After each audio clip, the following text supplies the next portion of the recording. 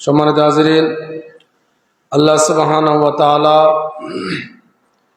যুগে যুগে পৃথিবীতে অনেক মানুষকে আল্লাহ তাআলা পৃথিবীতে পাঠিয়েছেন।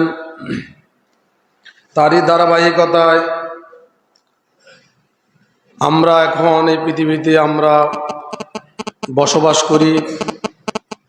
এরপরে আমাদের পরে আমাদের সন্তানেরা এই পৃথিবীতে আগমন করবে। আমাদের সন্তানেরা এখন আছে, তাদের জেনারেশনের পর জেনারেশন, কিয়ামত পর্যন্ত আল্লাহ সুবহানাহু ওয়া তাআলা এই পৃথিবীকে টিকিয়ে রাখবেন। এই পৃথিবীতে বিচরণ করার মতন, বসবাস করার মতন একটা সিস্টেম পৃথিবীতে থাকবে। কিন্তু যতই দিন যাচ্ছে ততই আমরা, আমাদের বয়স হচ্ছে, বৃদ্ধ যারা আছি আমরা, বয়স যাদের হয়েছে, আমরা আস্তে আস্তে করে মুরব্বী শ্রেণীর দিকে যাচ্ছেন আপনারা। সুতরাং আমাদেরকে আস্তে আস্তে করে যারা আমাদের সন্তান, তারা আপনাদের সাথে কেমন আচরণ করবে, মুরব্বীদের সাথে কেমন আচরণ করবে, এরকম দিক নির্দেশনা আল্লাহ রাব্বুল আলামিন কোরআনুল কারীমে দিয়ে দিয়েছেন। ঠিক না বা ঠিক? এই পৃথিবীতে একটা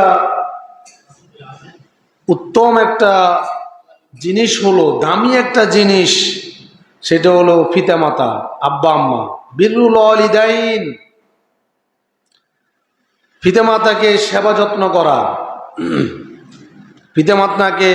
পিতামাতাকে আব্বা আম্মাকে মেনে চলা, তাদেরকে দেখভাল করা, তাদেরকে দেখাশোনা করা, তাদেরকে সম্মান করা ইসলামের মধ্যে অনেক একটা গুরুত্বপূর্ণ একটা অধ্যায়।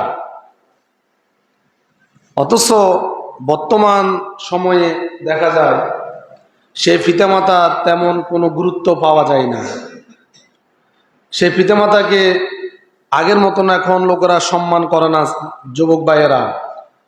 এবং অনেকের, আমাদেরও এখনো পিতামাতা আছে, আপনাদের মধ্যে অনেকের পিতামাতা বেঁচে আছেন, তাদের সাথে আমরা নম্রতা ডানা বিছিয়ে দিতে হবে, তাদের সাথে উত্তম আচরণ করা লাগবে। ঠিক কিনা বলেন?